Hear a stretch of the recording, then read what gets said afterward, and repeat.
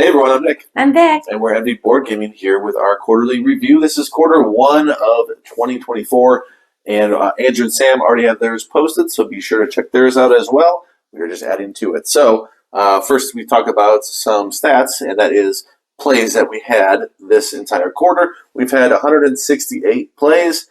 Of those, we have 70 unique titles. Mm. Do you have a guess for the game we've played the most? It's probably Sky Team. Yeah, not by a mile. Not even close. 17, which I believe is probably a new record for a game we played that much in one quarter. Yeah. 17 times we played that, and it's less than half for everything else. There's a four-way tie for second, and that's with 7 plays. Timeline, The White Castle, ISS Vanguard, and For Sale. Oh. All right, so we're going to get started with some opinions. Vic, of the quarter, what was your favorite new-to-you game? So my favorite new-to-me game was actually, it might surprise you, because I don't know if you'll believe me or not. Okay. But it is ISS Vanguard. Okay. Because you were very excited, number one, to get that game. That was a game that did take a little bit to fulfill. I don't know if it was behind schedule or what happened, but... Different waves of shipment, yeah. Yeah. You got expansions that came a little later than the first wave. And you even owned something for it before we even had it. Sure. So the excitement was definitely there. And I always enjoy just like a situation where I can play with you. We're working through a story. We have a game out for multiple days. So, that obviously leaves an impression when you get to play a game for days on end and see different planets when we've done different... I don't want to spoil anything for anyone who hasn't got anywhere yet, but just the different things that have happened in the game have been interesting in the story. And at first I wasn't sure, but as we got playing it, I took a liking to it. So yeah, I do declare it my favorite new game. Yeah, that's a crossover. It's my favorite new to me game as well. ISS Vanguard has been a hit, and I can't wait to get it back to the table. We've been playing Too Many Bones and various other games, so it's going to come back to the table soon. So ISS Vanguard crossover, new to us. Favorite game period, what was it? Favorite game period, this was tough because there was a lot of games, and this doesn't have to be a new game necessarily. Tough choice. I think I had to pick, though, Kutna Hora. Because I scored that one pretty well. I enjoyed the game when we were playing it, and although we haven't played it now in what feels like a while because time just blew by in this quarter, I'll pick Kutna Hora. Okay. All right. I'll go with Scythe. Scythe was the best game we played.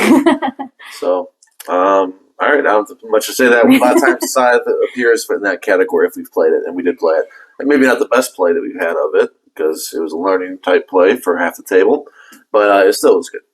Yeah, it's always nice to bust out the painted minis. It was either that or Inish. I mean, it was close. So anytime we get Inish at the table, I'm super pumped. Yeah. That could have been the best experience because that's one of our categories. That was close. I was like, just because Inish went to the table, it's like a best experience. I get so hyped for it. Mm-hmm. All right, we're going to talk about our Rising. What game is Rising? Vic, you can start us out again. What game rose for you? Keep the Heroes Out. Oh, it's going up still. Yeah, it's still going up. I still like it. I still like playing different characters. And last night when we played it again, I played a character I don't normally play with the little lizard people. And I much like the jellies and the skeletons a lot.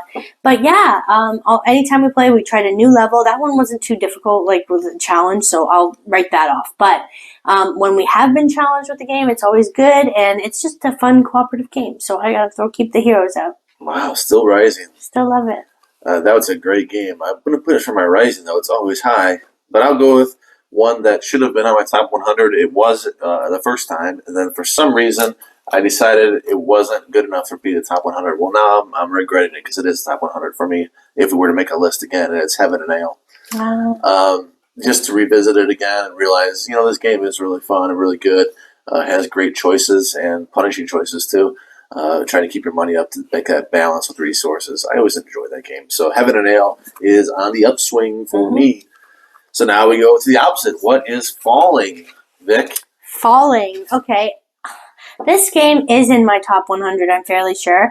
I do like the theme. I thought that it would be fun to play it with more people because the game at 2 was not amazing. But I forgot that you're going to have to teach the game. It's not exactly the most amazing theme for some of the people that we play with. Like, they may not be enthralled if it was animals, let's say instead. Maybe people would be more interested in what was happening in the board. But this game, just to cut to the chase, is Eclipse. Second Dawn for the Galaxy, I think it's called. Something like that. Anyway, we played it at 2, had so much fun. I'm like, oh, this is going to have good potential for an epic game night or day. But really, you have to go in. I think people needed to know what they were signing up for with that, and then being more focused on it. And the game could have gone faster. So the fact that it took so long was surprising, but maybe it shouldn't have been. I don't know. So that fell for me because I had this expectation and it didn't meet it. 6-player game. We went from 2 to 6. Mm-hmm. Yeah. So for me, this was the game I had soloed a few times just to get the feel of it. We finally got to play it at 2-player, and it dropped. I didn't like the solo very much. I expected to enjoy it more than I did at 2. This is Bloody Inn. I have no desire really to play it again. Fortunately, the theme is cool. It's different. It's interesting. And I feel like it's a hard to get game at times. I'm not sure if now is a time, but it's hard to get. But it goes out of print quite often, and it is kind of a dark theme that people enjoy.